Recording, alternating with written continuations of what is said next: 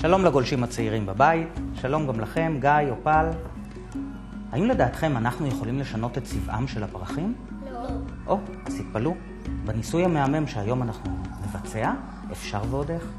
קודם כל, אפשר להכין מיץ כרוב, כמובן עם העזרה של ההורים.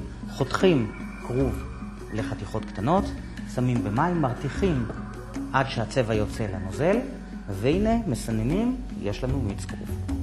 עכשיו, בואו ונוסיף למיץ הכרוב הזה אבקת סודה לשתייה, אפשר להשיג בכל סופר. בואו ונראה מה קורה.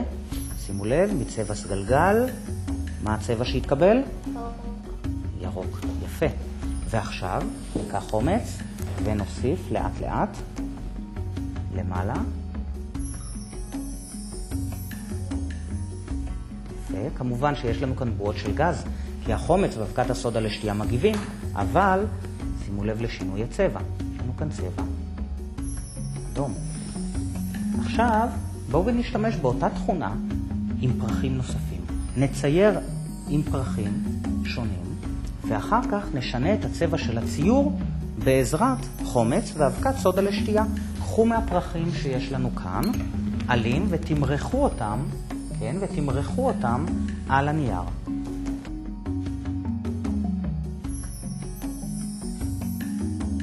נהדר, בואו נראה מה יצא לכם.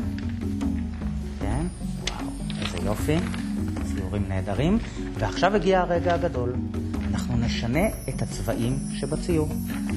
קחו מכחולים, ובעזרת המכחולים תעברו על הציור במקומות שאתם רוצים לשנות את הצבע. איזה צבע יתקבל? את זה אנחנו נגלה מיד.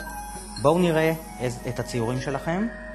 גיא, בואו נראה את הציור. איזה יופי, ציורים מהממים. אפשר לייבש אותם. אני מאוד נהניתי. להתראות גיא, להתראות אופל, להתראות גם לכם בניסוי הבא.